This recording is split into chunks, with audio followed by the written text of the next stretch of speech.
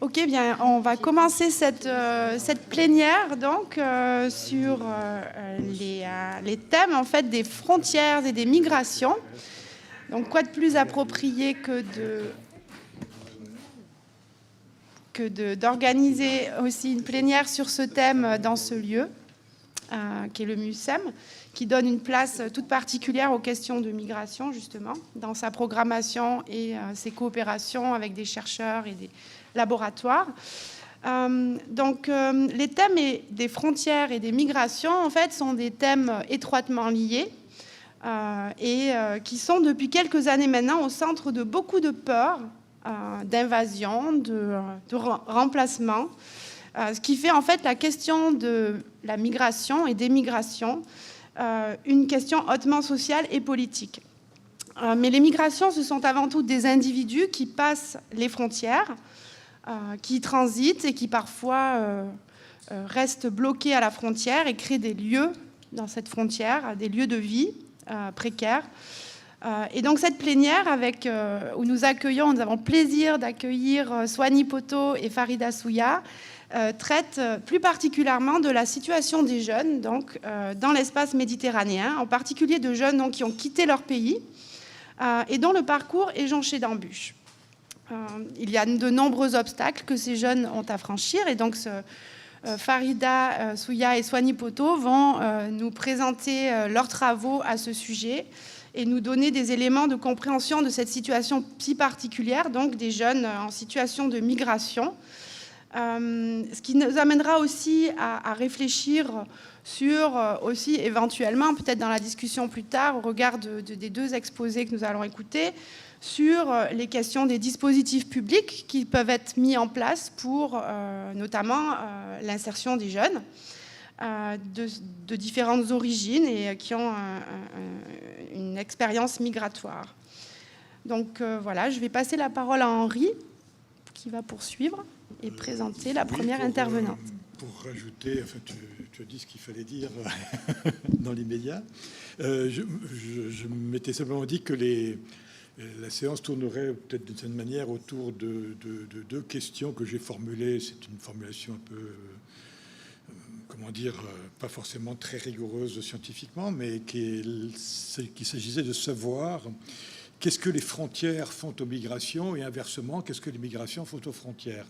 Font aux frontières ou font aux migrations, ça veut dire qu'est-ce que les frontières représentent et quel rôle elles jouent dans les migrations, que ce soit un rôle pour faciliter la migration ou au contraire pour l'entraver, et qu'est-ce que les migrations font aux frontières dans le sens où qu'est-ce que les États, les puissances publiques et en général font aux frontières pour généralement canaliser, contrôler, voire empêcher ces migrations, quoi. Et dans ce processus sont bien sûr concernés très directement les jeunes, depuis ceux qu'on appelle des mineurs non accompagnés jusqu'à des moins jeunes et parfois des personnes plus âgées, quoi. Donc une question aussi autour de la spécificité peut-être du rapport des jeunes à ces frontières, quoi.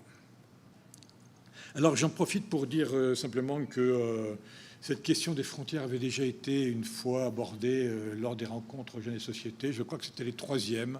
Je ne suis pas tout à fait sûr que c'était les troisièmes, mais ça doit être ça, ceux qui ont une bonne mémoire. C'était quoi? C'était les deuxièmes? Oui. Non, je crois que c'était les troisièmes. Je ne suis pas tout à fait sûr, mais je crois que c'était les troisièmes. Et effectivement, la question de qu'est-ce que c'est, de quoi parle-t-on très exactement lorsqu'on parle de frontières, s'est posée très concrètement, quoi.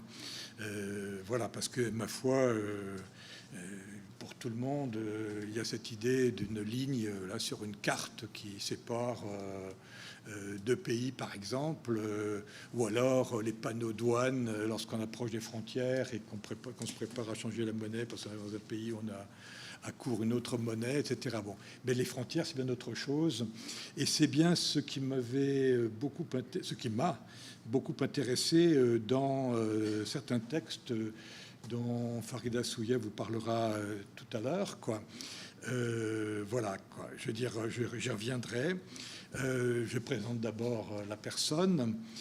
Donc, Farida Souya est, pour ce que j'ai pu trouver, actuellement professeure assistante en sciences sociales à l'EM Lyon Business School. C'est un peu compliqué. C'est école de management, je veux dire, le EM vient de l'école de management qui était l'ancien nom, quoi, oui. Mais c'est peut-être mieux de s'appeler Business School aujourd'hui, sans doute. Qu'elle est aussi, par ailleurs, membre de l'Institut Convergence Migration. Voilà. Et cette position-là donc de professeure assistante, après avoir occupé des positions de chercheuse postdoctorale à l'Université de Lausanne. Il y a des Lausannois dans la salle.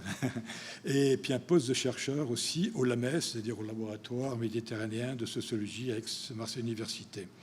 Elle avait fait, pour rentrer dans cette carrière, ma foi, déjà consistante, un doctorat de sciences politiques à l'IEP de Paris en 2014, qui portait sur les haragas en Algérie, avec un double point, émigration et contestation, avec mention très honorable, félicitations du jury, sous la direction de Catherine Witold de Wenden. Voilà. Je m'arrête juste très brièvement sur ce mot haraga, parce qu'il fait un peu écho à ce que j'ai dit tout à l'heure sur les frontières et l'immigration, ce que les unes font aux autres, quoi. Les haragas, c'est précisément ces migrants clandestins, enfin, vous le direz plus clairement que moi ici, qui vient d'un mot donc de l'arabe algérien qui signifie ceux qui brûlent, c'est-à-dire ceux qui brûlent leurs papiers avant de se risquer sur la mer, avant d'embarquer sur des embarcations diverses pour passer cette frontière que constitue aujourd'hui la Méditerranée, quoi. Voilà. Donc, voyager sans papier renvoie effectivement très directement à la problématique de la migration et des frontières. Je n'en dis pas plus, si quand même, excusez-moi, j'allais oublier, je voulais quand même citer deux, je sais que il y en a qui apparaissent dans votre PowerPoint, mais citer deux publications qui me paraissent tout à fait importantes. En 2021, mettre en récit le Irak, de l'Annuaire français des relations internationales, volume 22. Et 2019, un article rédigé avec Marie Bassi, dont le titre, il faut que je tourne la page parce qu'il est un peu long, La violence du régime des frontières et ses conséquences létales. J'insiste sur le mot létal. Voilà, et double point, récit là aussi, récit et pratique autour des morts et des disparus par migration, qui était paru dans Critique internationale numéro 83 en 2019. Je crois que je peux à présent vous laisser la parole pour nous dire plus en détail ce que j'ai fait que esquisser. Merci beaucoup Henri et Ingrid pour ces paroles introductives, et puis merci de m'avoir invitée. Je suis très honorée d'être là, aussi parce que mon cœur est encore un peu marseillais. C'est là où j'ai vécu ces 4 dernières années. Je viens de quitter Marseille pour Lyon, mais je viens aussi de quitter la précarité pour un poste de titulaire, certes dans le privé, mais un poste dans le SR. Donc on peut dire aussi que j'ai quitté un peu la jeunesse dans ce qu'elle est de précarité et de quête d'autonomie. Alors, j'ai une présentation PowerPoint, je ne sais pas si... Voilà. Je voulais vous la présenter notamment parce qu'elle commence par une œuvre graphique. Henri m'avait invité à mettre des images, alors vous en aurez quelques-unes qui ponctueront ma présentation. Cette image, cette œuvre plastique d'un plasticien algérien qui s'appelle Zinedine Bessaï, qui a été exposée d'ailleurs au MUSEM, est une œuvre en plusieurs parties, et là ce sont justement les haragas qui sont représentés, et comme vous pouvez le voir sur leur corps adossés, parce que la figure du haraga au Maghreb est souvent, et en Algérie en particulier, associée à celle du hétriste, celui qui tient les murs, celui qui est à l'extérieur. Donc on voit 3 silhouettes d'hommes adossés à un mur, pour dire à la fois qu'ils n'ont ni espace privé sur lequel se replier, ni travail à laquelle se rendre dans la journée, et donc qui occupent l'espace public pour une grande partie du temps, et leur corps est fait de de formulaires de demande de visa Schengen. Et l'incarnation du projet migratoire, c'est cette tête qui brûle. Henri l'a dit, on le dit parce que de façon figurée, on brûle ses papiers quand on en a. Beaucoup n'ont même pas de passeport à brûler avant de tenter cette aventure migratoire. On ne tente pas forcément de partir par la mer parce qu'on a essayé d'obtenir un visa au préalable. Ça peut être des choses qui sont discontinues comme type de modalité de départ, mais on le dit aussi parce que brûler a le même sens un peu en français et dans les dialectes du Maghreb, on le dit pour se resquiller, comme on brûle un feu rouge, on brûle des frontières, c'est-à-dire qu'on brûle les étapes légales pour le départ. Donc, moi, aujourd'hui, je vais vous parler de la mobilité entre la France et l'Algérie et de l'immobilité et des processus de frontiérisation. C'est vrai qu'Henri m'avait invité de façon assez prononcée à essayer de vraiment revenir sur cette notion de frontière.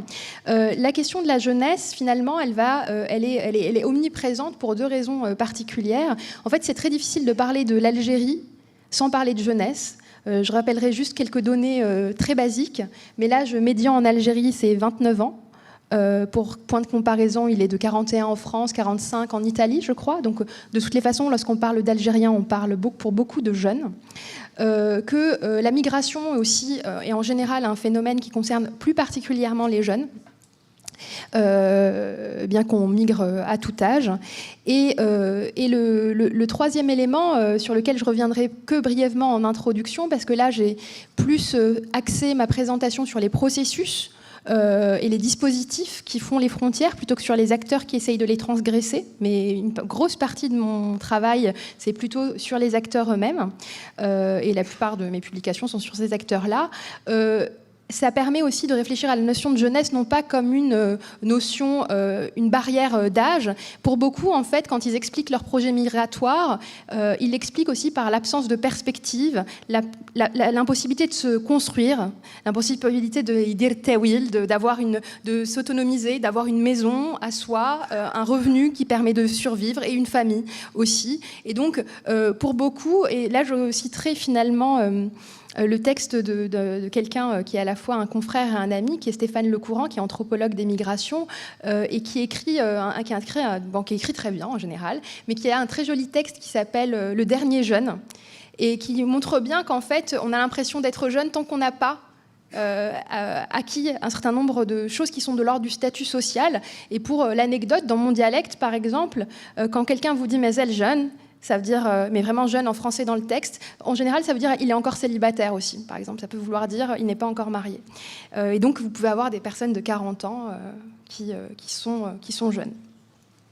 Donc ça, c'était la première chose. Et aussi, juste en élément de contexte, parce qu'on ne reviendra pas forcément beaucoup sur ces acteurs-là, la question des phénomènes migratoires à partir desquels j'ai su rentrer sur les questions de la migration entre l'Algérie et la France, celui des Haraga, concerne principalement, mais pas exclusivement, mais très largement, des jeunes hommes de quartiers populaires urbains. Voilà, c'est la grosse majorité de ceux qui constituent les Haraga.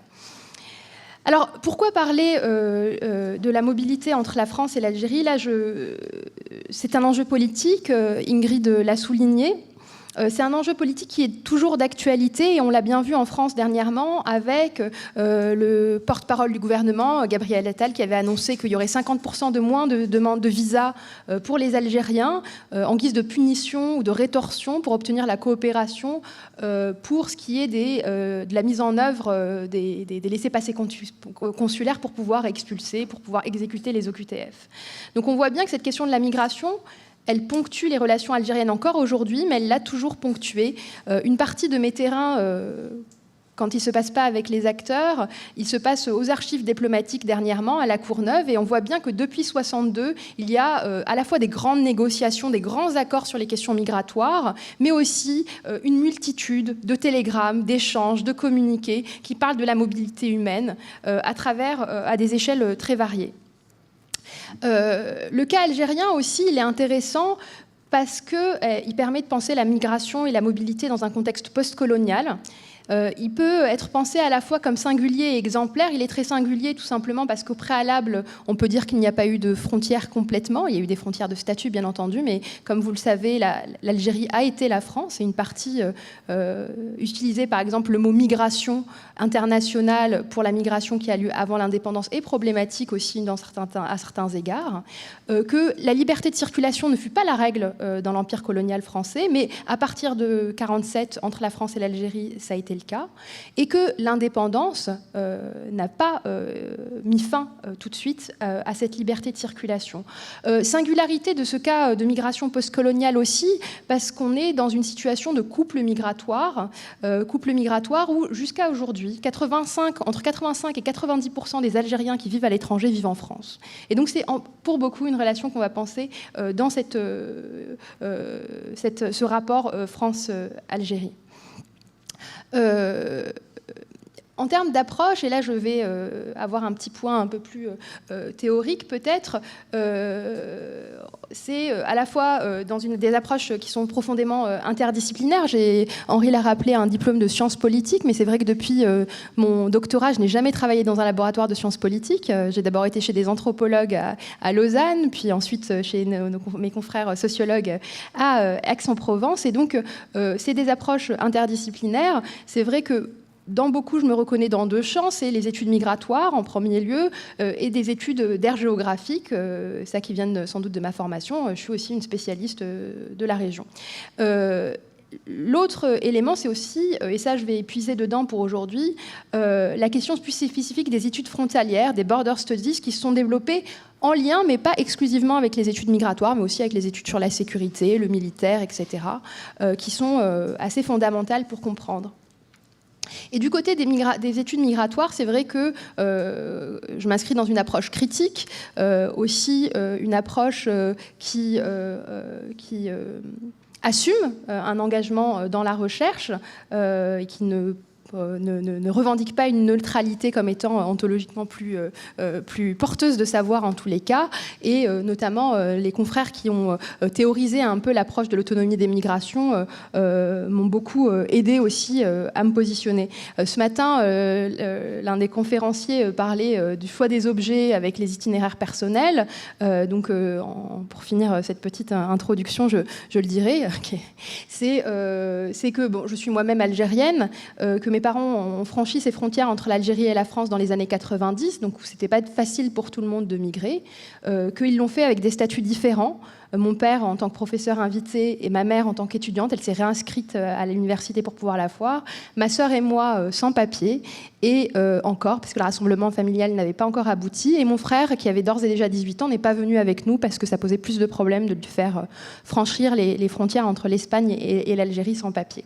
Ou du moins, mes parents ne voulaient pas prendre ce risque-là pour lui, en se disant que nous, petites filles, allions mieux passer. Ce qui est sans doute vrai. Donc c'est aussi, ça veut dire que les savoirs sur l'immigration et les obstacles à la mobilité sont aussi des savoirs ordinaires et pas que des savoirs savants dans mon existence, sans doute, faut-il le rappeler. Juste pour ce qui est des textes que j'ai utilisés, que j'ai écrits, que j'ai remobilisés pour cette communication, où je vais devoir accélérer, je vois que je suis déjà à 10 minutes, c'est à la fois un texte qui explore le rapport au système de mobilité légale pour les personnes qui le contournent, que j'ai publié en anglais, qui s'appelle My Visa Application Was Denied, I Decided to Go Anyway, Interpreting, Experiencing and Contesting Visa Policies in the Immobility Regime in Algeria, et le texte que Henri a déjà cité, coécrit avec Marie Bassi. Alors, juste pour la partie la plus empirique, on va revenir sur quelques éléments clés sur ce rapport de la mobilité et le régime des frontières entre la France et l'Algérie. Je vous l'ai dit, à l'indépendance, la liberté de circulation est maintenue et les Algériens ont le droit de venir avec une simple carte d'identité, donc même pas un passeport, en France, de s'installer et de travailler. Donc ils ont les mêmes droits économiques que les Français, pas les mêmes droits politiques, mais les mêmes droits économiques. Ces accords ont été négociés dans un contexte où il y avait encore une population européenne et principalement française importante en Algérie. Donc l'Algérie était bien entendu une colonie de peuplement, et donc où il y avait un peu cette notion que la liberté de circulation circulation devait être maintenue parce qu'il y aurait des Européens en Algérie également. Et quand, dès que, en réalité, on voit que les Européens et les Français quittent l'Algérie, la question de savoir est-ce que cette liberté de circulation va être maintenue est très vite reposée. Et le premier moyen qu'on va avoir de limiter cette liberté de circulation et d'installation, ça va être des politiques de contingentement, de quotas, avec différents accords, mais aussitôt que 1964, donc très vite après l'indépendance, un Grandval, ou encore l'accord de 68 qui est aussi contingente, met des nouvelles règles, alourdit la procédure pour pouvoir voyager entre les deux pays. Et ce qui est très intéressant, c'est que l'un des premiers récits qui se fait historiquement de la mobilité entre la France et l'Algérie, c'est que finalement, cette question du faux touriste, du soupçon, va émerger avec les visas, avec l'imposition des visas. Et en réalité, quand on va aux archives diplomatiques à la Courneuve, on voit dans le texte, dans des télégrammes de diplomates français, le mot faux touriste dès les années 60. Donc très tôt, et on voit que, alors que la France n'a jamais publiquement complètement assumé de contingenter les voyageurs, c'est-à-dire les touristes, les personnes qui n'ont pas, eh bien on voit aussi qu'il y a le mot contingent qui apparaît dans des textes diplomatiques dans les années 60, et on voit tout un jeu entre le consulat et l'ambassade en Algérie qui disent ça nous rend difficile les rapports avec les Algériens si vous refoulez des gens à la frontière, et Paris qui, finalement, l'administration centrale ou le ministère de l'Intérieur qui va avoir une politique qui va viser à restreindre la circulation. Donc on voit bien en plus que, là je dis France et je dis Algérie, mais je voulais juste rappeler qu'au sein de la France et de l'Algérie, selon l'institution ou même au sein d'une même institution, c'est-à-dire au ministère des Affaires étrangères, selon si on est à l'administration centrale ou en poste, on ne va pas avoir forcément les mêmes positions qui se reflètent dans les archives en tous les cas. Et donc la politique du soupçon, elle commence très très vite, elle commence dès les années 60. Et elle va s'accentuer, bien sûr, avec le coup d'arrêt de l'immigration de travail en 73-74, dans un contexte de crise économique en France, bien entendu, mais aussi de violences très importantes à l'encontre des Algériens. Nous sommes à Marseille, les ratonnades de 73. Et donc, le coup d'arrêt est d'abord décidé par Boumedienne. Les analyses de ce coup d'arrêt de l'immigration de travail, à la fois, c'est de dire qu'il savait que les Français allaient arrêter, donc il a voulu damer le pion diplomatiquement, mais aussi, lui, dans le discours de Boumedienne sur le coup d'arrêt de l'immigration de travail en juillet 73, ce qu'il nous dit, c'est que c'est les violences et le racisme que subissent les Algériens qui motivent en tout cas son choix diplomatique. En tout cas, c'est un tournant, puisque jusqu'alors, l'immigration algérienne, c'est principalement une migration ouvrière, en tout cas dans le pays de destination, pas forcément ouvrière dans le pays de départ, puisque la Kabylie et les zones rurales sont des zones de départ importantes, mais en tout cas, à l'arrivée, ils deviennent ouvriers. Et c'est une migration principalement masculine, qu'on pourrait qualifier, si on a envie de la qualifier ainsi, peu qualifiée, en tout cas peu diplômée. Et surtout, par exemple, c'était une époque où ne pas avoir de travail était un facteur qui permettait de se mouvoir. Parce que du côté algérien, par exemple, on délivrait, parce que l'Algérie délivrait des permissions à partir du moment où il y avait des contingents à partir. Et l'une des conditions, c'était d'avoir été au chômage depuis plus d'un mois, d'avoir travaillé, d'avoir essayé de chercher du travail en Algérie, de n'en pas en avoir trouvé. Donc là, on voit bien qu'il y a eu comme un inversement. Aujourd'hui, des hommes peu qualifiés, algériens, chômeurs, c'est les indésirables du système migratoire, alors qu'au préalable, ça a été ceux qu'on allait recruter pour des besoins du pays de destination. Le deuxième élément, alors je ne pourrais pas revenir là aussi brièvement sur toute l'immigration algérienne, mais vous le savez, on met un coup d'arrêt, on a le mythe de les gens vont rentrer chez eux, les gens ne rentrent pas chez eux, bien entendu. On a une sédentarisation, l'immigration algérienne persiste et continue et s'accentue, mais par le regroupement familial principalement, ce qui veut dire qu'elle se féminise et qu'elle se rajeunit. Et la prochaine étape, finalement très importante, dans un contexte où les procédures, bien sûr, sont de plus en plus compliquées, ne serait-ce que pour arriver au rassemblement familial, etc., on a un point de rupture très important en 1986, puisque par un échange de lettres, on impose pour la première fois aux Algériens qui veulent juste venir visiter la France un visa. C'est dans un contexte des attentats des grands magasins à Paris qui ont été ensuite attribués au Hezbollah, mais dans les documents français, en tout cas dans le courrier que la France adresse à l'Algérie, on dit c'est provisoire, c'est dans un contexte sécuritaire. Bien sûr, ça a été permanent, mais surtout dans d'autres notes diplomatiques, on voit bien qu'en fait la France avait une politique d'imposition de visa à l'égard de tous les pays africains et nord-africains, et que pour cette ancienne colonie avec qui il y a des rapports, des accords spécifiques, c'était plus difficile à imposer comme tel. Et donc que l'argument de la sécurité a été mobilisé. Je tiens aussi à mettre l'accent sur une spécificité, une singularité algérienne, puisque des frontières, ce qu'on peut dire, c'est qu'elles sont bien souvent asymétriques au niveau international. Les passeports rouges permettent de faire bien plus de choses que les passeports verts. L'Algérie a cette spécificité qu'à partir du moment où les Français ont requis un visa pour les Algériens ont requis un visa pour les Français. Et donc, ce coup d'arrêt à la circulation, il touche les deux rives de la Méditerranée de façon égale, mais pas tout à fait. Enfin, pas tout à fait, parce que ce n'est pas les mêmes critères de discrimination. Donc, on a ce système, cette question des visas. Juste 1986, quels sont des visas? Je rappelle la démographie algérienne, âge médian de 29 ans. Ça veut dire que la plupart des Algériens n'ont pas connu le temps de la liberté de circulation, le temps où les visas n'existaient pas. Donc, pour beaucoup, c'est comme si ces frontières ont été toujours là. Et l'une des spécificités des frontières, c'est qu'on tend à les naturaliser. Et donc, il n'y a pas une remise en question parmi mes interlocuteurs de la frontière en tant que pointition historique imposée de façon injuste à un moment donné. Cette question des visas, on l'a dit, elle est encore dans le débat de l'actualité. Quand j'étais sur le terrain et que Macron avait fait sa visite à Alger, l'un des points de discours, par exemple, était celui-là. Je ne sais pas si ça va marcher. J'ai vu ce matin trop de jeunes qui m'ont simplement demandé un visa. Un visa, ce n'est pas un projet de vie. Un projet de vie, c'est d'avoir une formation, d'essayer d'avoir un travail, de réussir sa vie, d'avoir une famille.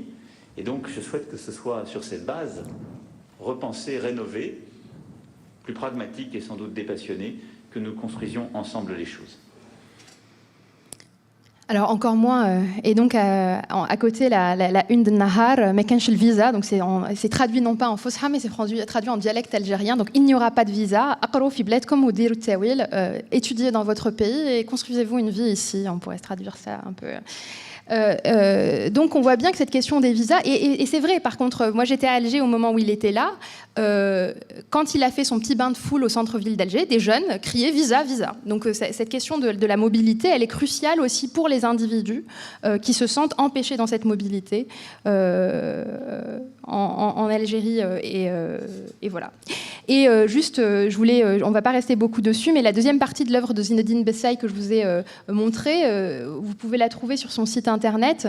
C'est une carte que moi j'aime beaucoup parce que c'est une carte qui ne représente pas, parce qu'aucune carte ne représente le monde tel qu'il est, mais c'est une carte subjective, c'est une carte sensible avec une légende qui est celle qui est en dialecte et en français, mais qui ne dit pas exactement. J'aime bien les glissements sémantiques entre le dialecte et le français, mais on voit en rouge toutes ces croix, et les croix incarnent les pays qui nécessitent un visa pour y aller.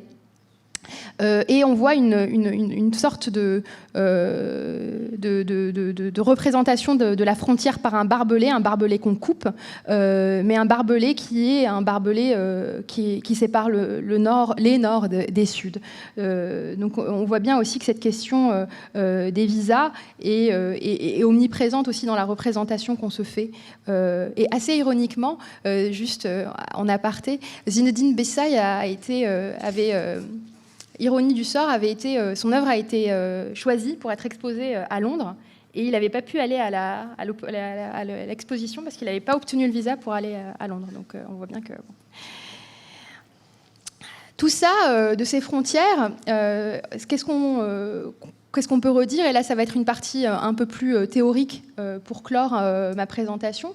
Désolée, avec le temps, on pourrait en parler pendant 3 heures, donc on en parle pendant 25 minutes, c'est peut-être un peu dense et parfois superficiel. C'est que les frontières, en réalité, en sciences sociales, on va de plus en plus s'éloigner finalement des définitions juridiques de la frontière. Une frontière comme étant juste un espace, comme étant intangible, comme étant unique, comme ce que tu disais tout à l'heure, Henri, comme étant quelque chose qu'on peut représenter sur une carte, qu'on peut tracer. Et on va aussi de plus en plus penser la frontière comme processus et dispositif. Et cette frontière comme processus et dispositif, finalement, on va bien comprendre que ce n'est pas une frontière qui vise à ne pas laisser passer les choses. Et les frontières, ce n'est pas quelque chose qui est censé être imperméable. Et on parle souvent de politique migratoire restrictive.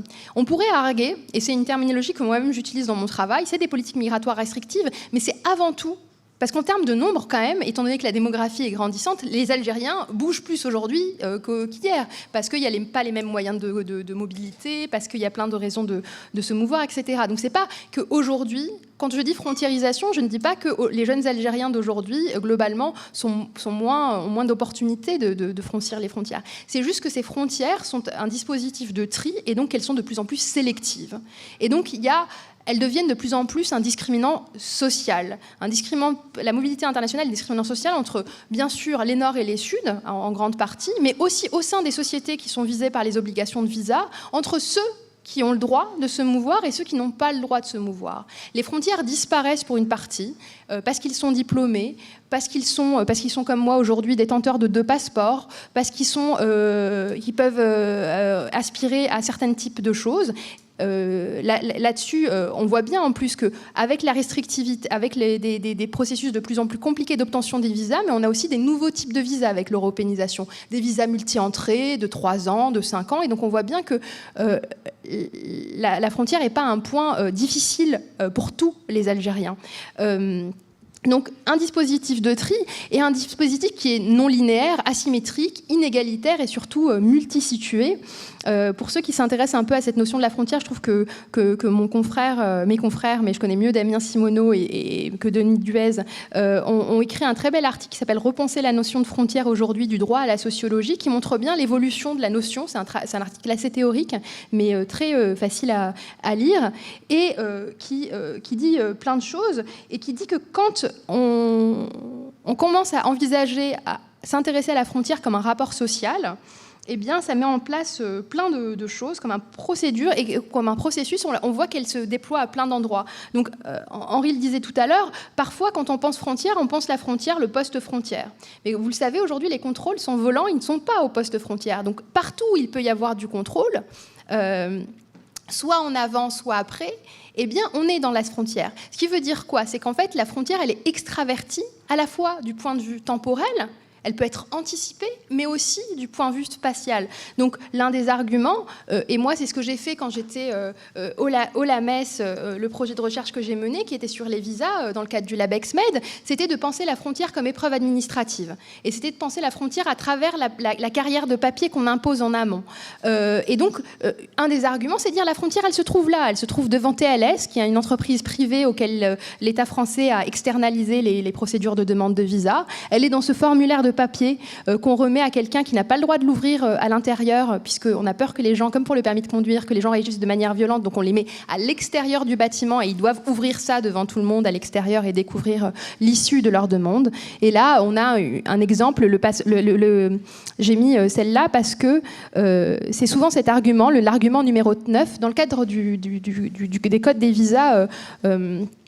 On impose maintenant, les consulats doivent argumenter sur pourquoi ils refusent. Et aux jeunes, on dit souvent « votre volonté de quitter le territoire des États membres avant l'expiration du visa n'a pas été établie ». Or, on donne une politique du doute. Et là encore, quand on regarde les archives du diplomatique, c'est assez intéressant. Et ce, dès les années 90, je peux citer des notes diplomatiques, donc du chef des services des visas à ses employés, aux agents du guichet. Là, je vous renvoie aux travaux d'Alex Spire sur l'État au guichet, qui écrit « À cet égard, je souligne que les visas doivent être refusés d'office aux chômeurs et aux travailleurs précaires. Il faut acquérir la conviction que la personne quittera la France. Et quand la personne dit qu'elle veut être tout, et interroger les motifs réels, particulièrement quand ils sont présentés comme des touristes. » Donc on voit bien que c'est à l'aune de cette question du soupçon. Et donc que la frontière, elle se trouve là.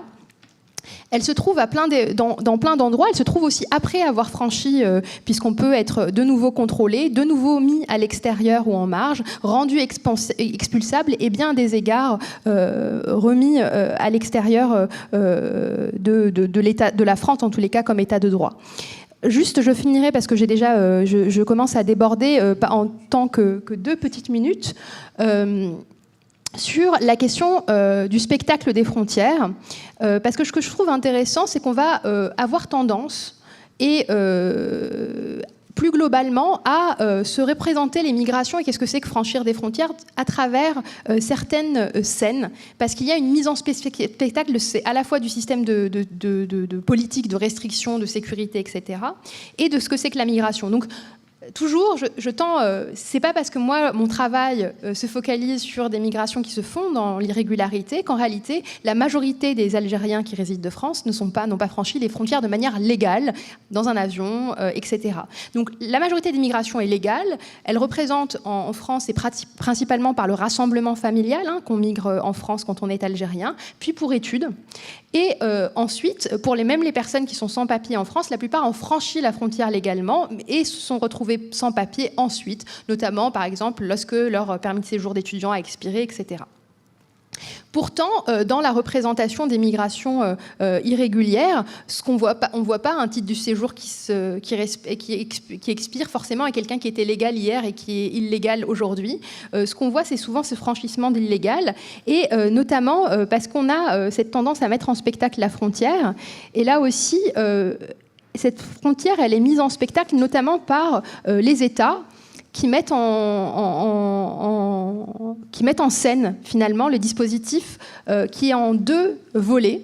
Et ça, les travaux de Paolo Cuttita le montrent assez bien, qui est à la fois un dispositif sécuritaire et humanitaire. On met en scène à la fois l'arrestation et le sauvetage, comme si c'était 2 mêmes mouvements. Donc, que ça soit, par exemple, l'armée, parce que c'est les gardes-côtes dépendent de l'armée algérienne, ou Frontex, par exemple, du côté français, on filme, on photographie les opérations de sauvetage-arrestation, comme on veut les appeler, et on les met en ligne. Par exemple, et les données aussi, les chiffres, c'est assez fascinant, mais par exemple, alors que l'État algérien était très peu transparent sur plein de choses, ne donne pas de données. Par exemple, je ne peux pas... En Algérie, il y a un délit de sortie illégale du territoire dans le code pénal depuis 2009. J'ai contacté maintes fois le ministère de la Justice. C'est impossible de savoir combien de personnes ont été jugées en Algérie pour tentative de migration illégale. Mais par contre, les chiffres des arrestations, ça, on donne et sauvetage, on va les donner. On va les donner comme étant des chiffres de crimes transnationaux, comme si c'était de la drogue qui passait, etc. Et donc... Et du côté du Frontex aussi, je vous invite à aller sur le site, c'est très intéressant en termes de données. Sur les 10 dernières années, on a toutes les arrestations par nationalité, sur quelles routes migratoires. Donc on peut voir les routes qui évoluent, par exemple. Les Algériens passent beaucoup par l'ouest, mais de plus en plus passent par les terres et repartent par la Grèce et par exemple par l'est, etc. Donc il y a une mise en spectacle, une insistance sur ces éléments de franchissement et d'arrestation. Et ce que je trouve aussi intéressant, et peut-être que ça va être là le trans dans ma présentation, j'ai fini dessus parce que c'est vrai qu'on m'avait invité plutôt à parler des questions des frontières, mais de l'autre côté, ce qui est intéressant, c'est qu'il y a aussi une mise en spectacle par les migrants eux-mêmes de ce que c'est que la transgression de la frontière. Et là, l'une des données que moi je mobilise, c'est dans mes travaux de recherche et que je trouve très intéressante, et surtout là où j'essaye d'articuler la réflexion sur le lien entre immigration et contestation, c'est les vidéos que les migrants filment eux-mêmes et postent sur les réseaux sociaux qu'ils sont en train de traverser la Méditerranée. Et il y en a des multiples sur les réseaux sociaux, que ce soit sur Facebook, aujourd'hui sur TikTok, sur YouTube, et il y a presque une normalisation de ce qu'on se dit. Qu'est-ce qu'on dit sur la raison de partir, qu'est-ce qu'on dit aussi de la politique, etc. Qu'est-ce qu'on dénonce du pays de départ, qu'est-ce qu'on dit des frontières et du régime des visas, etc. Et donc on a aussi cette transgression. Alors on se pourrait dire c'est complètement... Ils font un délit. Ils sont en train de commettre un délit dans le droit algérien, et ils sont en train de commettre un délit dans le droit européen. C'est pas tant la même chose dans le droit algérien que dans le droit européen, parce que j'insiste sur le fait que normalement on a le droit de quitter son pays. C'est-à-dire qu'ils sont arrêtés en eau territoriale ou en terre algérienne et ils sont jugés pour tentative de quitter le pays. Ils sont pas arrêtés par les autorités algériennes en eau internationale ou quoi que ce soit. Mais donc il y a cette mise en scène de la transgression et le fait d'assumer. Et le système de mobilité, notamment chez les jeunes, et c'est ce que je montre dans l'article sur les visas, c'est qu'il est tellement illégitime qu'ils ne le prennent pas comme référence. C'est comme s'il n'existait plus. C'est-à-dire qu'il les exclut tellement qu'il ne devient même plus un point de référence de « je transgresse ». C'est-à-dire qu'aucun, par exemple, quand je lui dis « pourquoi on t'a refusé le visa ?», n'a même l'idée de me dire que parce que si on me donnait le visa, je resterais. Ça veut dire, alors que même bien sûr qu'il resterait si on donnait le visa, mais en fait ça ne devient plus la logique d'État et la logique de l'individu sont tellement opposées qu'elles ne peuvent même plus entrer en point de référence l'une pour l'autre. Et c'est sur ça que je vais terminer. Désolée d'avoir un peu débordé.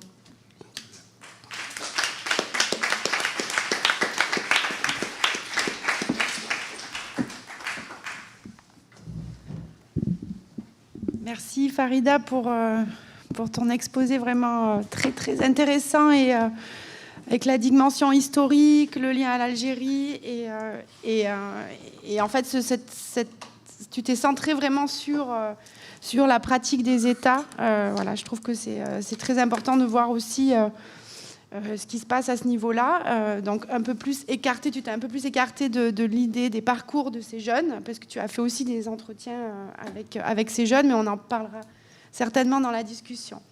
Maintenant, nous allons passer à l'intervention de Soigny Poto, qui est donc sociologue au CNRS, et depuis 2019 directrice de l'URMIS, qui est l'unité de recherche migration et société à Nice. Et les deux concepts donc, qui sont au centre de cette plénière, frontières et migration, sont au cœur même de ses recherches depuis de nombreuses années.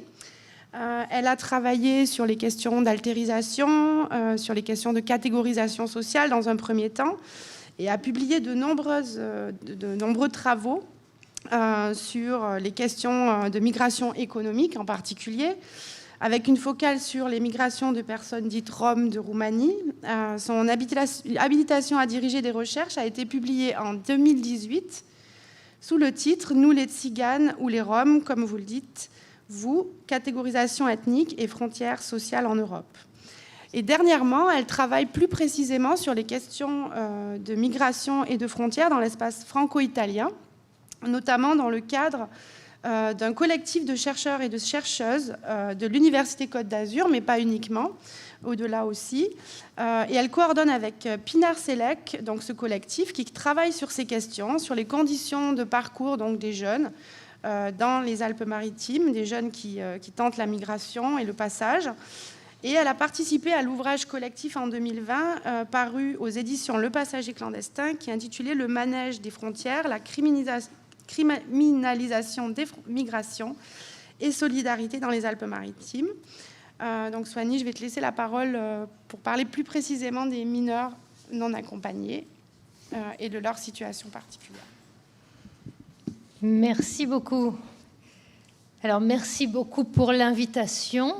Merci à vous deux, Ingrid et Henri, et aussi à Françoise qui m'avait lancé l'invitation avant la pandémie. Et je suis ravie que ces rencontres se tiennent enfin et qu'on puisse se retrouver. Donc, merci pour ça. Donc, cette communication va s'intituler « Des enfants à protéger, des étrangers à expulser » et porte sur ce qu'on appelle les MNA, c'est-à-dire les mineurs non accompagnés. Ce sont les jeunes migrants qui arrivent aux frontières de l'Europe sans un référent adulte à leur côté. Et voilà. Donc, comme l'a dit Ingrid, cet exposé, il vient dans le cadre d'un groupe de recherche qu'on a appelé l'Observatoire des migrations dans les Alpes-Maritimes, qui essaye de mettre un peu en application cette idée des border studies, de voir comment la frontière s'ancre dans les territoires de façon multiple et comment le fait d'être un territoire frontalier joue à différents niveaux dans l'espace social, dans l'espace relationnel, dans l'espace politique, dans l'espace institutionnel. Et donc on mène un certain nombre de travaux dans le cadre de cet observatoire en partant de l'idée qu'on essaye de comprendre la frontière dans ses multiples dimensions, mais dans un territoire situé, précis, et donc avec une dimension empirique qui est forte, même si on part d'une approche un peu conceptuelle de cette notion de frontière. Donc aujourd'hui, l'idée, c'est d'inviter à une réflexion sur la conception de l'altérité, mais à partir du cas très concret des mineurs migrants. Alors, je dois vous dire que moi, je n'ai pas fait de terrain précisément sur les mineurs migrants, mais que j'exploite plutôt des données de seconde main, donc des données qui proviennent d'un certain nombre de travaux, dont l'ouvrage que tu as cité, mais aussi... Ah, tu vois, tu ne m'as pas dit pour compter mon temps. C'est bon. Ça va. Mais aussi donc, une thèse en cours sur le passage à l'âge adulte des MNA par Julie Chauvet, un rapport de la LDH qui a travaillé sur les chiffres donnés par la PJJ sur la protection des mineurs, un rapport de stage d'un étudiant que j'ai encadré, un rapport interassociatif sur la question des MNA, et puis évidemment tout ce qui est suivi des débats associatifs, de presse, etc. Et je m'appuie également sur une table ronde que j'animais ce matin sur précisément cette question des MNA, mais qui n'était pas faite par des universitaires, mais par différents associatifs en fait, qui interviennent auprès des MNA. Donc ceci pour vous préciser un peu le cadre de l'étude. Alors, je vais redire des choses qu'on a déjà dit.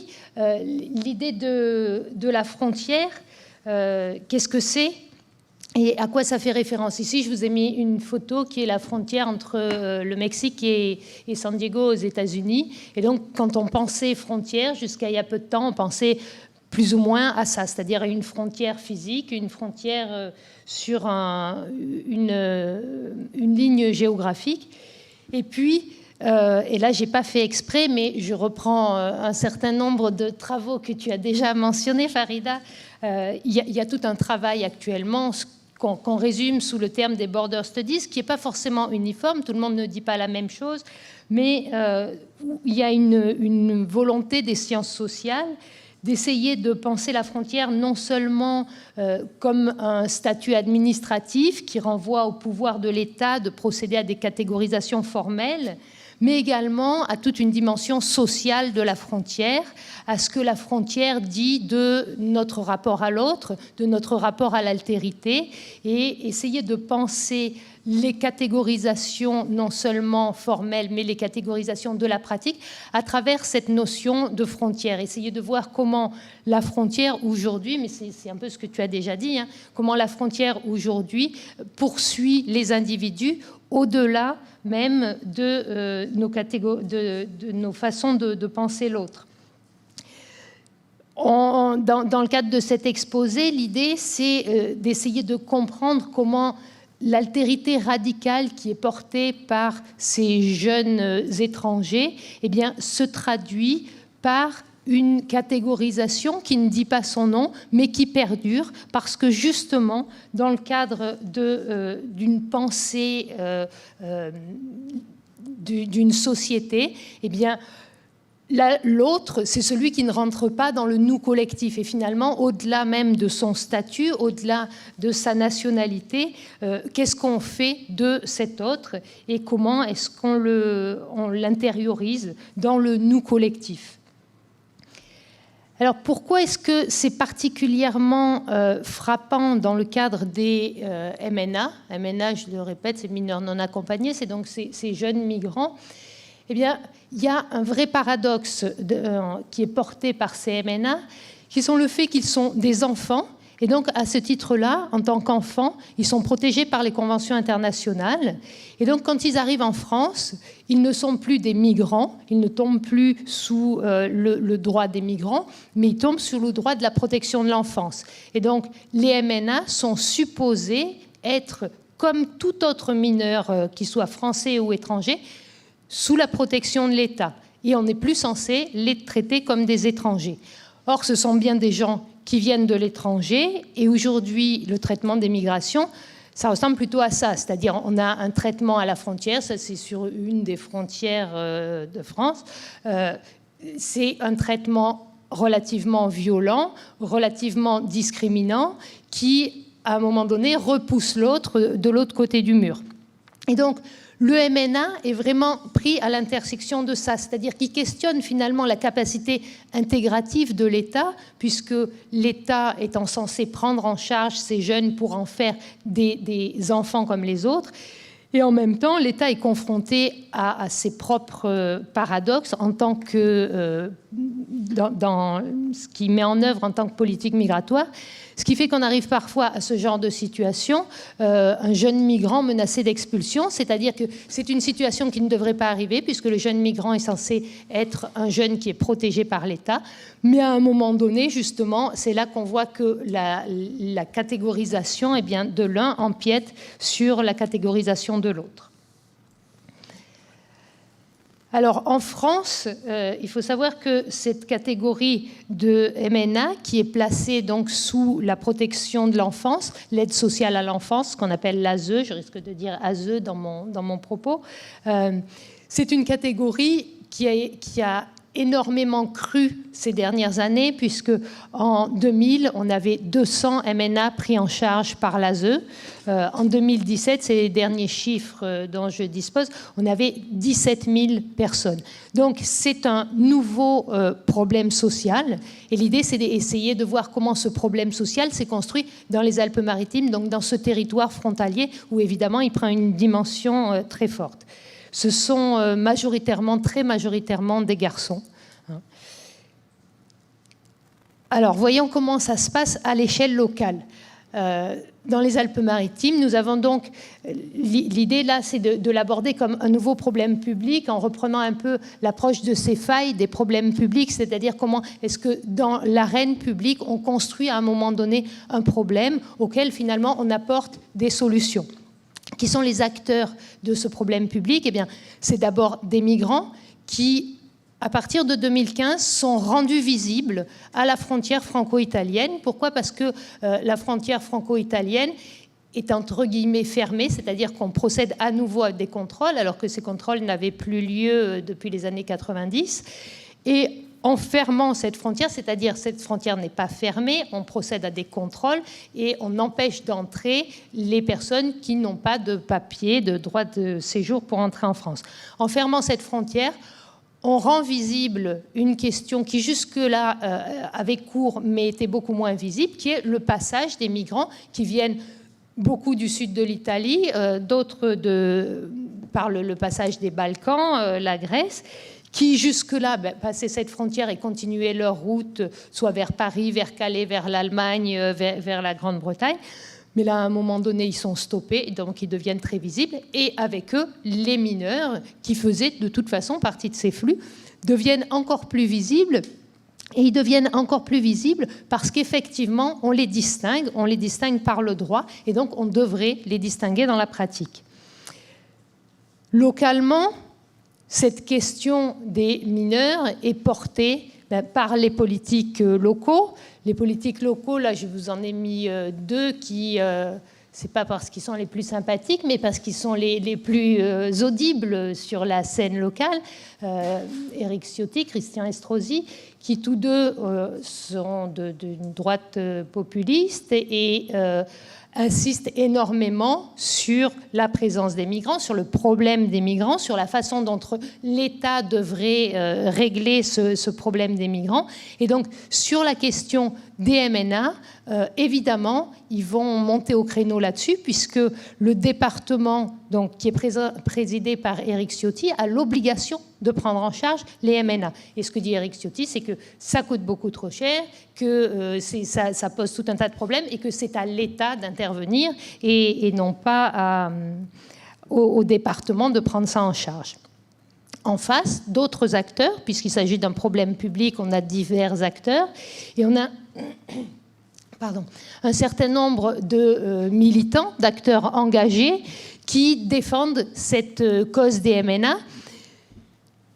Et ils la défendent d'autant plus que quand on s'intéresse à la question des migrations, vous savez tous certainement qu'il y a beaucoup de violence, que c'est une question qui est très sensible socialement, mais sur laquelle il y a très peu de prise parce qu'il y a une législation qui est très bien faite. Aujourd'hui, la frontière est fermée. Si vous arrivez par l'Italie, que vous n'avez pas de droit au séjour, vous n'avez pas de droit d'entrée.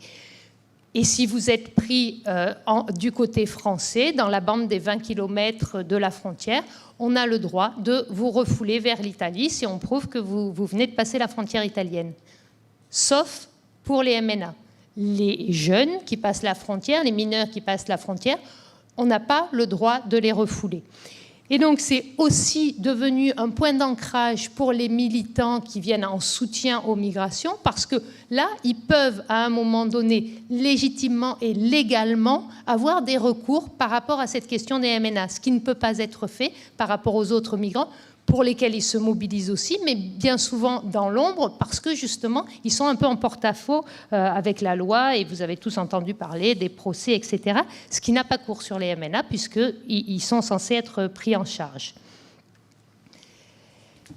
Et puis enfin, dernier acteur de ce problème public, eh bien, tout simplement les médias qui s'emparent de ces questions, qui régulièrement font état de situations catastrophiques. Alors là, l'article que j'ai mis, vous ne pouvez peut-être pas voir de près, mais c'est une scène de violence dans un foyer pour migrants mineurs, où en fait on met en exergue le problème que poseraient ces jeunes dans les foyers de prise en charge des jeunes.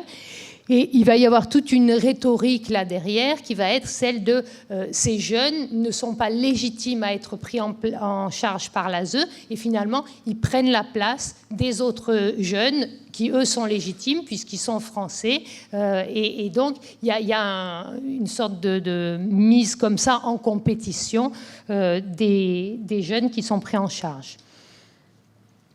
Alors, quand on a posé un problème public, on propose des solutions, et les solutions viennent du politique. Alors, quelles sont les solutions qui sont mises en place dans le département des Alpes-Maritimes ? Une des premières solutions, c'est les refus d'entrée sur le territoire. Alors, je l'ai dit, normalement, on n'a pas le droit de refuser l'entrée sur le territoire à un MNA. Pour autant, ça se pratique. Vous avez là, par exemple, un refus d'entrée sur le territoire pour un jeune érythréen dont la date de naissance est fixée au 01/01/2000. Et ça, vous en trouvez énormément de l'autre côté de la frontière française, froissés dans la rue, dans le caniveau. C'est-à-dire que les jeunes qui arrivent, qui se disent mineurs, régulièrement, la PAF les arrête. Ils disent « à ta tête, je vois bien que tu n'es pas mineur. La date de naissance, je la mets en 2000, comme ça, tu as 18 ans, et je te renvoie côté italien. » Donc ça, c'est une pratique qui a cours et qui a été plusieurs fois condamnée par le tribunal administratif. Et on voit là même dans Nice Matin, qui n'est pourtant pas un journal pro-migrant, qui titre « Le préfet Leclerc encore débouté », c'est-à-dire ce n'est pas la première fois. Régulièrement, la préfecture a été mise à l'index pour refoulement illégal de mineurs vers l'Italie. Pour autant, c'est une pratique qui a perduré longtemps, qui perdure encore aujourd'hui à la marge parce que, à force de condamnation, il y a finalement quand même des pratiques qui évoluent un petit peu. Alors, pardon. L'autre pratique qui est mise en œuvre pour essayer d'éviter la prise en charge de ces migrants, c'est ce qu'on appelle la déminorisation. Alors, l'évaluation de l'âge, en fait, se fait d'abord au jugé par la PAF, qui, en effet, refoule une partie des personnes. Et puis, si ce n'est pas le cas, les mineurs sont pris en charge par la PAF, c'est la police de l'air et des frontières, c'est-à-dire la police qui garde la frontière. Et à ce moment-là, si la PAF estime que ça vaut la peine, ils appellent une association qui est très proche du Conseil général et qui a délégation du Conseil général pour prendre en charge ces mineurs, qui va procéder à une évaluation de l'âge de ces mineurs. L'évaluation, elle peut se faire par 3 critères. La première, c'est ce qu'on appelle une évaluation sociale, c'est-à-dire sur la base d'un entretien où le mineur raconte qui il est, ce qu'il a vécu, etc. Et là, on va considérer soit qu'en effet, le récit est cohérent, soit que, non, désolé, vous avez vécu trop de choses quand vous racontez que vous avez été mis au travail forcé en Libye, que vous avez traversé la Méditerranée en bateau, vous avez essayé 3 fois, vous avez passé 1 an en Italie. C'est impossible que vous soyez mineur et donc on va avoir une déminorisation. Ça marche aussi sur une expertise documentaire, c'est-à-dire évidemment sur la base de passeports, etc. et tout ce que les mineurs peuvent produire. Et donc ça, c'est en général cette association qui déminorise de cette façon sur la base des dires des jeunes. Or, si le jeune veut contester, il y a évidemment des acteurs qui sont là pour les soutenir dans cette démarche. Il y a des avocats qui sont spécialisés. Et donc, ils vont faire appel au tribunal. Et au tribunal, on procède notamment aux examens osseux, bien que cette pratique soit très critiquée, notamment par le Haut Conseil de la santé publique, qui dit la maturation d'un individu diffère suivant son sexe, son origine ethnique ou géographique, son état nutritionnel ou son statut économique. Il n'est pas éthique de solliciter un médecin pour pratiquer et interpréter un test qui n'est pas valide scientifiquement et qui, en outre, n'est pas mis en œuvre dans l'intérêt thérapeutique de la personne. Donc, on voit que, bien que ce soit très contesté, bien que les résultats soient également contestés, ça fait partie des pratiques qui sont mises en œuvre pour déminoriser une partie des migrants qui sont pris en charge par l'aide sociale à l'enfance.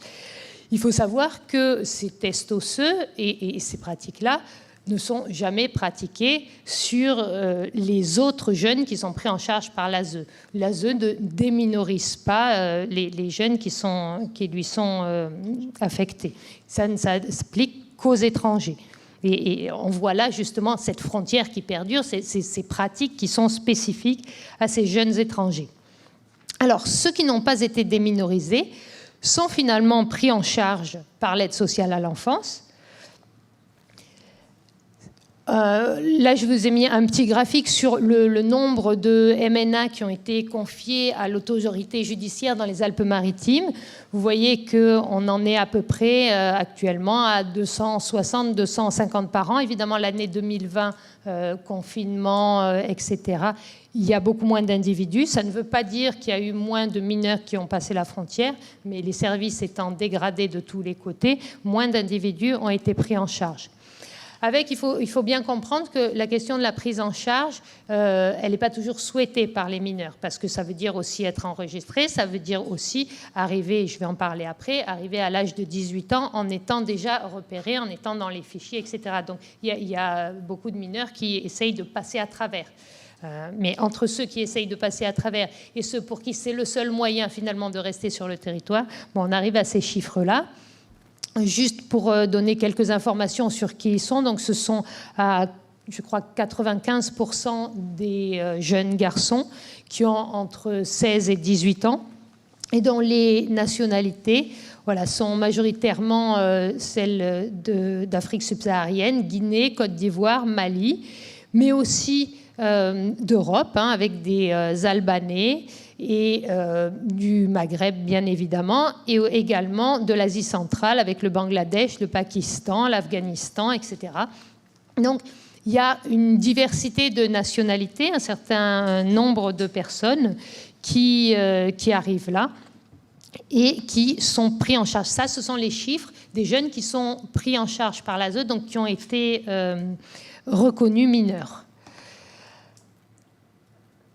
Et donc, ce que je vous disais tout à l'heure, le coup de gueule d'Éric Ciotti face à l'afflux de mineurs étrangers.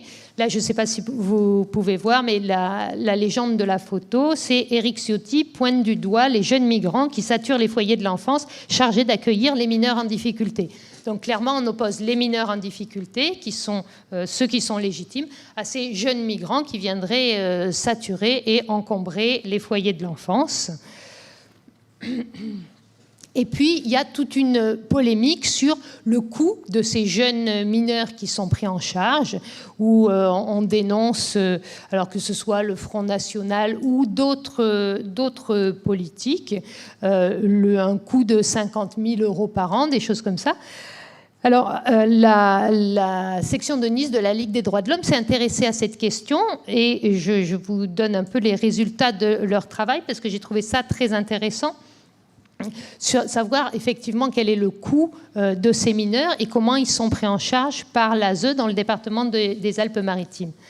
Alors d'abord, il faut savoir que ces mineurs, était, voilà, en 2015, donc au moment où on ferme la frontière, il y avait 47% des mineurs qui ont été reconnus par la PJJ comme relevant de l'ASE. 47% étaient logés en foyer de l'enfance avec les autres mineurs français. En 2018, donc soit uniquement 3 ans après, il n'y a plus que 10% de ces mineurs. Donc, je répète, ce sont les mineurs étrangers qui sont mis dans les foyers de l'enfance. Où sont les autres? Eh bien, les autres ont droit à un traitement dérogatoire. Ils ne sont pas pris en charge, alors que l'ASE est censé prendre tout le monde en charge. Ils ne sont pas pris en charge de la même manière. Alors, comment est-ce qu'ils sont pris en charge? Eh bien, ils sont pris en charge en essayant de réduire les coûts. Il faut savoir que voilà, le prix moyen des journées d'accueil pour les jeunes dans les foyers, c'est un travail qui a été fait par la LDH, c'est voilà, entre 200 € et 150 €. En gros, le prix d'un jeune pris en charge par l'ASE. La prise en charge, ça veut dire logement, nourriture, mais également accompagnement social, scolarisation, etc. Pour la prise en charge des MNA, le département des Alpes-Maritimes a lancé un appel auquel répondent les associations délégataires de services publics à un coût de prise en charge de 73 € par jour. Ce qui veut dire qu'on n'est pas du tout en fait, dans le même traitement. Ce qui veut dire que l'ASE fait clairement un traitement différencié dans ce qu'elle investit dans la prise en charge des mineurs dits français et des MNA. L'association qui est délégataire du service public du Conseil général, donc la PAGE, prend en charge les MNA pour 50 € par jour pendant les 30 premiers jours et puis descend à 40 € par jour. Ce qui veut dire qu'on est très clairement dans un traitement dérogatoire pour ces jeunes dans leur prise en charge, alors même que ce sont souvent des jeunes qui maîtrisent mal le français, qui ont un retard de scolarité du fait même de leur parcours et qui ont besoin urgent de s'insérer dans la vie française et notamment de s'insérer professionnellement, puisqu'ils vont bientôt arriver à la majorité où, là on va le dire, ils vont se retrouver dans une situation de très grande précarité. Donc ce sont des jeunes qui ont des besoins, j'ai envie de dire, presque supplémentaires par rapport aux autres, mais sur lesquels on investit beaucoup moins. On a notamment mis en place un dispositif d'appartement partagé semi-autonome, qui est un nouveau concept qui est quand même très intéressant. L'idée, c'est un appartement partagé semi-autonome, c'est-à-dire qu'en fait, on met des jeunes, on met 5-6 jeunes dans un 2 pièces et on les laisse se débrouiller en ville avec un éducateur qui passe 1 fois par semaine. Ni éducation, ni soutien, ni quoi que ce soit. On leur amène à manger ou on leur donne une allocation de quelques euros par jour pour manger et on les laisse là. C'est ça la prise en charge de ces MNA aujourd'hui, d'une partie de ces MNA dans le département des Alpes-Maritimes. Le grand problème, c'est la majorité. J'écris là la majorité ou le rappel de la frontière, c'est-à-dire que nous sommes, je vous l'ai dit, on déroge aux droits des étrangers parce qu'ils sont mineurs, mais dès lors qu'ils sont majeurs, eh bien, ils retombent dans le droit des étrangers et donc ça devient des étrangers en situation irrégulière sur le sol français, ce qui est assez catastrophique puisque un certain nombre d'entre eux ont une obligation à quitter le territoire le jour de leur anniversaire de leurs 18 ans. Ils sont évidemment mis hors des foyers de l'enfance et de la prise en charge par l'ASE. Sauf pour les quelques-uns qui peuvent avoir une prolongation de cette prise en charge via un contrat jeune majeur. C'est quelque chose qui est fait pour tous les mineurs qui sont pris en charge par l'ASE. Les jeunes qui sont en apprentissage, qui sont en formation, on peut demander une prolongation de la prise en charge jusqu'à 21 ans. Ça se fait également pour les migrants, ça se fait beaucoup dans d'autres départements, ça se fait extrêmement peu dans les Alpes-Maritimes. Les MNA sont quelques-uns à avoir pu bénéficier de cette prise en charge de contrat jeunes majeurs. Ce sont évidemment des jeunes qui ne peuvent pas faire d'études supérieures puisque quand ils arrivent, une des possibilités qu'ils ont d'être régularisés à 18 ans, c'est régularisé par le travail. C'est-à-dire que si leur employeur avec lesquels ils ont été en apprentissage souhaitent les conserver dans des métiers sous tension, donc dans un certain nombre de métiers, il peut faire une demande de régularisation pour eux. Ce qui veut dire que dès qu'ils arrivent, qu'ils sont pris en charge par l'ASE, les travailleurs sociaux vont essayer de les mettre en apprentissage de façon à ce qu'ils puissent avoir cette régularisation et ne vont jamais leur proposer d'études supérieures, tant bien même ce sont des jeunes qui arrivent en étant déjà diplômés, en ayant dû arrêter leurs études pour leur parcours, etc. Ce sont des jeunes qui, évidemment, bénéficient d'un très faible capital social, puisqu'ils sont en France depuis peu de temps, ils ont été peu encadrés, ils ont été peu scolarisés, et donc ils sont dans une situation de plus grande précarité encore que les autres jeunes qui sortent de l'ASE. Et ce sont des jeunes qui, bien souvent, donc, vont finir en situation de clandestinité, puisqu'ils ont leur OQTF. Vous savez qu'une OQTF, ça ne veut pas dire une expulsion directe, ça veut dire une irrégularité, en fait. Et bien souvent, on part avec son document d'OQTF, et puis on va à la rue, on va chercher un endroit pour essayer de vivre. Et donc, voilà, on va les retrouver en squat, à la rue, etc. Pour conclure, eh bien, pour revenir à cette idée de ce que la frontière, la façon dont la frontière perdure et crée des catégories qui sont des catégories informelles, mais qui, dans la pratique, ont des effets performatifs très importants, eh bien, ce qu'on voit, c'est que bien qu'il existe des conventions internationales, bien qu'il existe l'ASE qui prend en charge ces jeunes, on observe un traitement différencié, un traitement dérogatoire, lors même que le droit devrait gommer ces différences.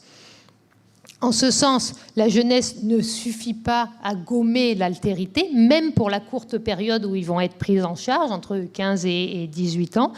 On les considère toujours et on les traite, et l'État français les traite de façon altérisée, c'est-à-dire qu'ils ne rentrent pas justement dans ce nous collectif, dans cette conception qu'on peut avoir d'une société englobante. Leur intégration est laissée à leur propre charge, c'est à eux d'essayer de s'intégrer, c'est à eux d'essayer de trouver du travail pour obtenir un titre de séjour, etc. Il n'y a pas de processus d'intégration, on n'observe pas ce processus d'intégration collective qui, sur l'idée de Durkheim, une société intégrée en elle-même, eh bien, intègre la somme de ses parties. Ici, ce qu'on voit, c'est qu'il y a des parties qu'on n'intègre pas. En ce sens, la frontière perdure au-delà du droit formel. Et c'est pourquoi je disais en début d'exposé que la question des MNA est emblématique d'un rapport à l'autre qui est devenu indépassable finalement, où on n'arrive pas à gommer à un moment donné cette frontière. Et en ce sens, la frontière va beaucoup plus loin que cette ligne sur le territoire. Merci beaucoup pour votre attention.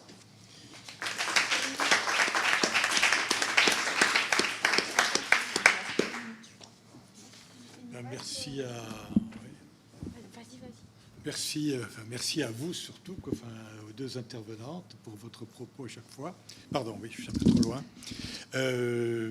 Les organisateurs des RGS nous avaient sommé de préparer des questions. Donc on en a des questions, mais j'imagine que dans la salle, il va y en avoir aussi, et que peut-être il est plus... Ingrid, tu seras d'accord pour vous donner la parole et vous laisser donc poser vos questions suite à ces deux exposés. Personne ? Arnaud ? Pardon.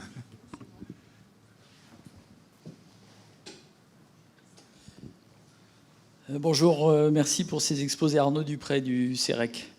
Je rebondis sur un peu la conclusion et puis pour faire le lien entre les deux exposés et la première intervention, parler d'une extraversion des frontières, c'est-à-dire qui se déplace dans le temps et dans l'espace. Et là, je trouve qu'on voit très bien, avec le cas des MMA, qu'effectivement, la frontière, elle ne s'arrête pas au moment où ils intègrent même un dispositif de protection de l'enfance en France, et que de toute façon, dès lors qu'ils arrivent à 18 ans, effectivement, leur situation et la frontière en tant en tant que définition de leur espace de vie et d'évolution dans la société française se repose de manière très forte. Voilà, donc c'était juste une remarque. Et puis je confirme, ayant une expérience personnelle, parce que j'ai ma sœur qui travaille dans un foyer, une petite sœur qui travaille donc dans un foyer qui accueille ces personnes donc étrangères, mineures non accompagnées, et avec laquelle plusieurs fois je discute sur ces expériences, pardon. Et le fait qu'ils sont effectivement contraints de leur fournir le plus rapidement possible une formation professionnelle en apprentissage, parce qu'ils ont justement cette barrière des 18 ans, et il faut pouvoir les prolonger le plus possible dans un contrat, au moins jusqu'à 21 ans. Et donc c'est des métiers dans l'HR, la restauration, la cuisine. C'est des métiers sur lesquels ils peuvent apprendre très vite et avoir un minimum de qualification pour justement obtenir un contrat et repousser cette échéance de la frontière et des 18 ans. Merci.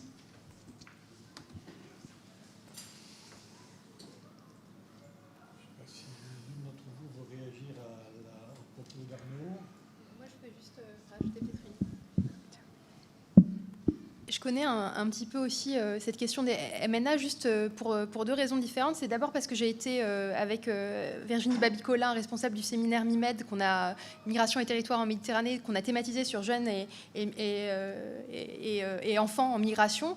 Et donc, il y a des travaux très intéressants sur la question de l'orientation scolaire. Pour ceux à qui ça intéresse, il y a notamment un doctorant, mais que je trouve à la fois, enfin pas qui écrit de façon très très convaincante, qui s'appelle Thomas Douniès, qui travaille sur l'orientation scolaire justement de ces personnes entre 16 et 18 ans qui se rapprochent et qui fait sa thèse à l'université de Lille et qui est très très convaincant sur ce qu'il dit sur ces questions-là.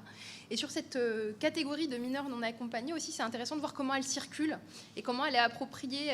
Et là, les travaux de Chiara Petenella, qui a fait sa thèse au Sherpa et à l'IREMAM, sont super intéressants sur la question.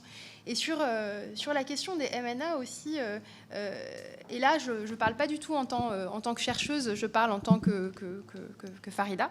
À Lyon, la question, elle se pose de manière très importante, avec beaucoup d'arrivées.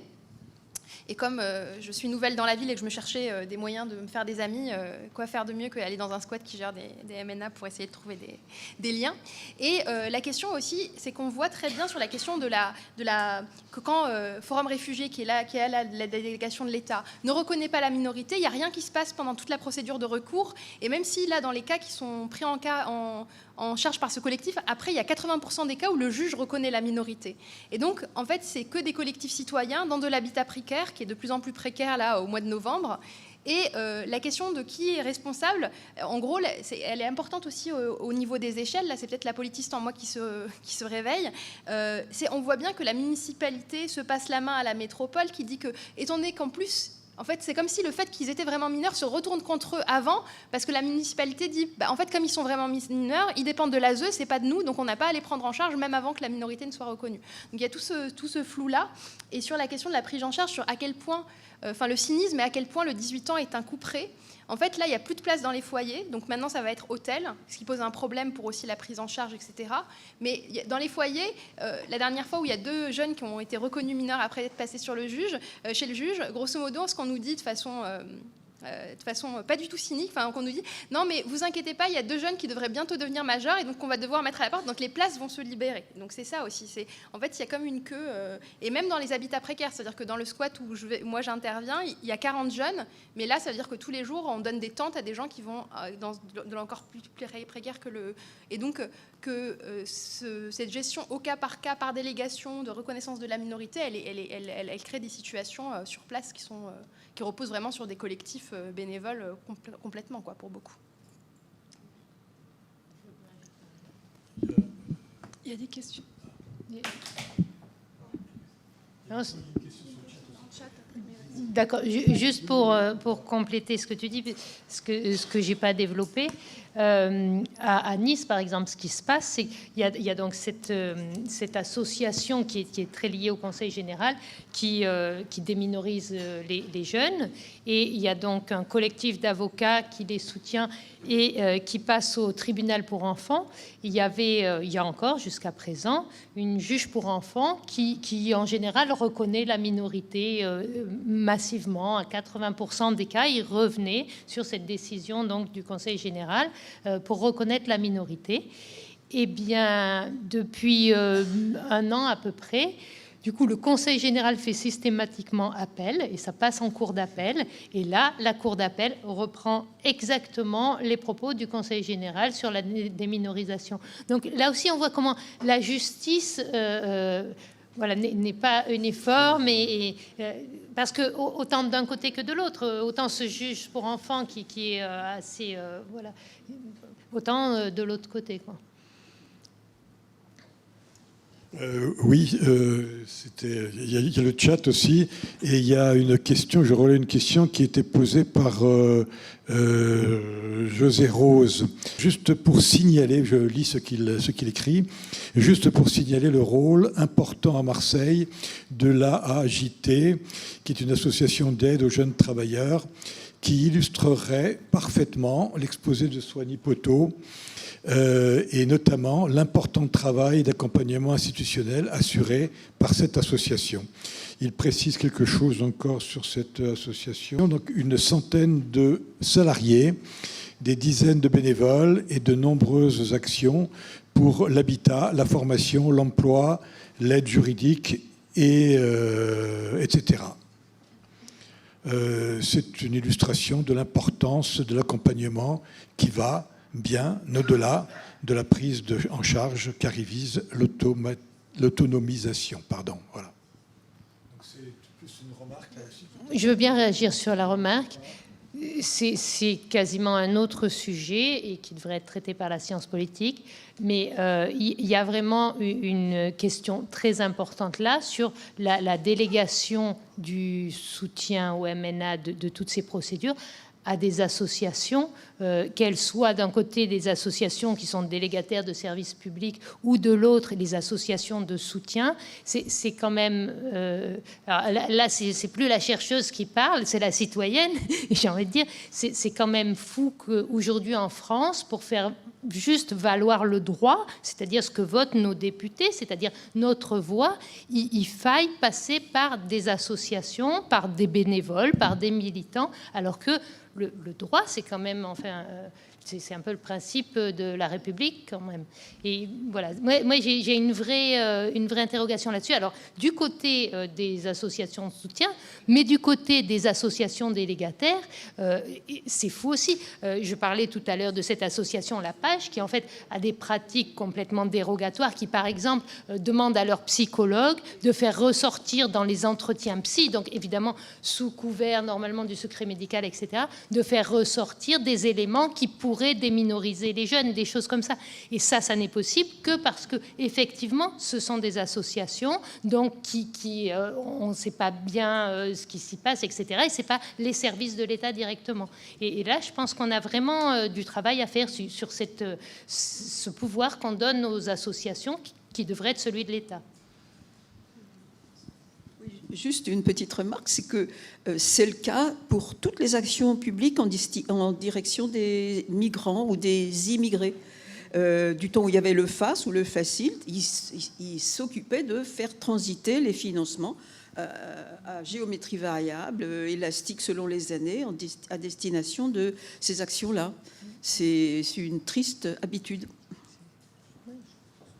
C'était donc Françoise Lorcerie de l'IREMAM. Qu'il y a des dernières questions? Oui, moi peut-être je voulais simplement revenir un peu sur les parcours de ces jeunes et notamment je m'interrogeais en fait sur les différences qu'il peut y avoir en termes d'insertion après quand les jeunes arrivent. Alors il y a des jeunes Algériens qui arrivent encore, voilà, et tu nous as montré tout à l'heure que finalement les jeunes qui arrivent ce ne sont pas majoritairement des Algériens de ce côté-ci de la frontière. Et je me demandais qu'est-ce qui distingue finalement ces jeunes après, en termes de possibilité de construire quelque chose, malgré toutes ces barrières qu'on a entendues, tous ces obstacles, ces embûches et ces difficultés, justement, cette frontière qui se multiplie, se démultiplie devant eux au fil des âges en plus. Voilà. Et voilà. Est-ce que du coup, peut-être, du côté des Algériens, il y a aussi la présence de réseaux qui peut être importante, peut-être moins du côté des Maliens, mais aussi, il y a aussi une population malienne. Voilà, j'avais des questions un peu sur des parcours plus comparatifs. Voilà. Alors, merci Ingrid pour cette question. En fait, elle va se poser de manière très différente. Déjà, moi, mes terrains principaux, et jusqu'alors, sans doute que là, la situation va un peu changer, mais j'ai la particularité de travailler sur les migrations, mais je travaille sur les migrations empêchées ou expulsées. Donc, tous mes terrains sont déroulés en Algérie et en Tunisie. Donc, tous les entretiens que j'ai eus, c'est avec des personnes qui ont été arrêtées, soit en traversant, soit après avoir fait un séjour en Europe et qui ont été expulsées. C'est ceux pour qui l'OQTF a été exécuté. Ils sont peu, mais il y en a quelques-uns. Donc ça, c'est un petit peu mon cas spécifique. Sur la question des Algériens, ça commence à un peu dater, mais il y a le travail qui a été publié chez La Découverte, très beau, de Marie-Thérèse Tétu-Delage sur Clandestins au pays des papiers, qui est très intéressant sur la procédure après qui est mise en œuvre, sur comment on vit, comment on travaille, comment on essaye d'obtenir, comment on a des enfants, comment on scolarise ses enfants, comment on se soigne quand on est sans papier. Et sur la Tunisie, comme c'était un projet, c'est celui que j'avais mené à l'Université de Lausanne, où on était une équipe. Une partie du terrain, et une partie du terrain que j'ai fait aussi, pour le coup, était avec des Tunisiens qui étaient arrivés en Haraga, mais au moment de la... Il y a plus de... C'est fini. Au moment de la révolution tunisienne et post-révolution tunisienne, donc ils étaient nombreux il y a eu quand même un petit moment paroxytique. Et ce qu'on voyait notamment, c'était assez intéressant, c'est de voir à quel point, ça permettait de déconstruire la question de destination, parce qu'on voyait une hypermobilité une fois arrivés en Europe, dans plusieurs villes, avec des refranchissements des frontières selon les opportunités économiques, selon là où il y a des petites ouvertures où on peut survivre, parce que c'est pour beaucoup de l'économie de la survie, au moins les premières années. Et c'est vrai que c'est des travaux qui peuvent se durer dans le temps. Il y a juste, pour l'instant encore, même si la France essaye de les dénoncer, il y a un droit dérogatoire pour les Algériens en France, puisqu'ils dépendent des accords de 1968 et de leur avenant. Donc tout Algérien qui peut prouver qu'il est en situation irrégulière depuis 10 ans en France a le droit à la régularisation, ce qui n'est pas le cas de tous les étrangers de droit. Et juste aussi pour la question de l'expulsabilité, ce que tu disais sur les OQTF et tout, là aussi c'est un autre article de Stéphane Lecourant que je vous inviterai à lire sur l'expulsabilité et quel est son rôle. En réalité, toutes ces personnes, elles ont un rôle dans le système économique. C'est une forme de lui, il dit que c'est une forme de délocalisation sur place, parce que c'est des personnes précarisées qui ont des emplois précaires. Et il y a une raison pour laquelle ils ne sont pas expulsés. Aussi, c'est que en fait, ces OQTF, elles ne visent pas à expulser exclusivement, elles visent à maintenir une précarité, une expulsabilité aussi, parce que cette expulsabilité précarise et donc inscrit dans un certain nombre de métiers, de carrières, etc. Merci.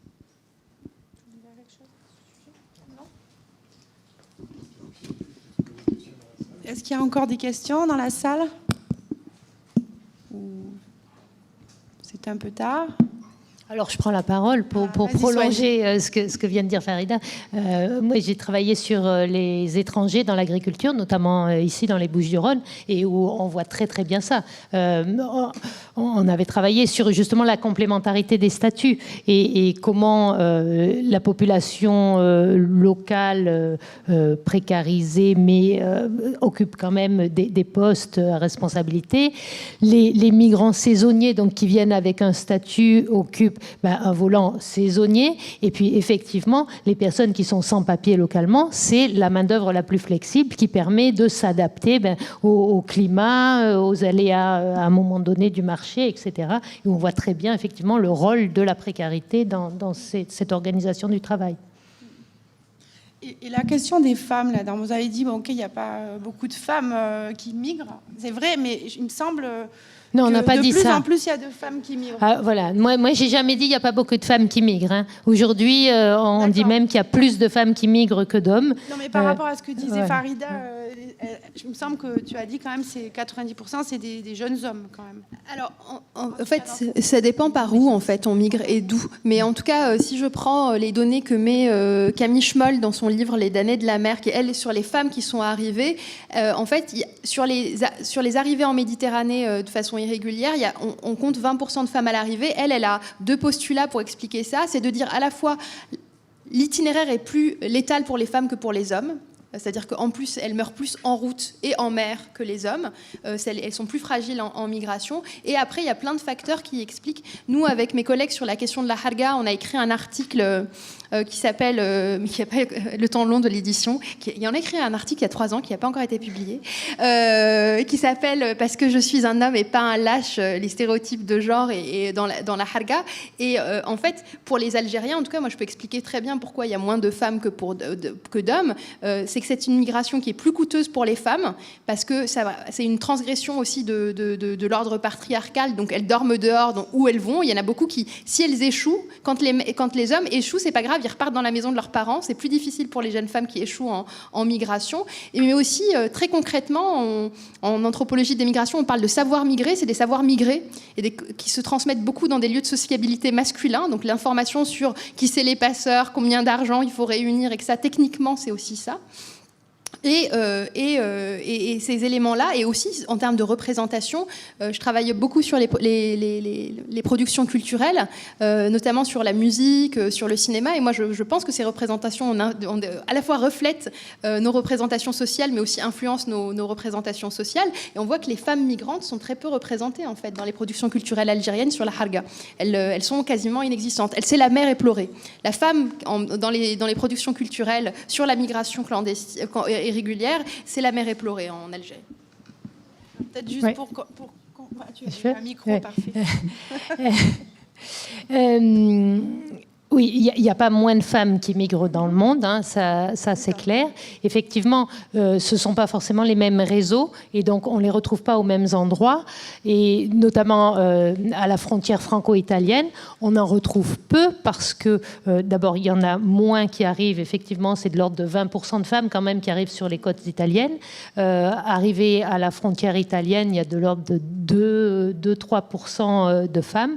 Parce que effectivement, elles n'emploient pas les mêmes réseaux, et notamment, il y a tout ce qui est réseau de prostitution qui, entre-temps, fait filtre et qui leur permet beaucoup moins d'arriver de manière autonome en femmes libres à la frontière franco-italienne.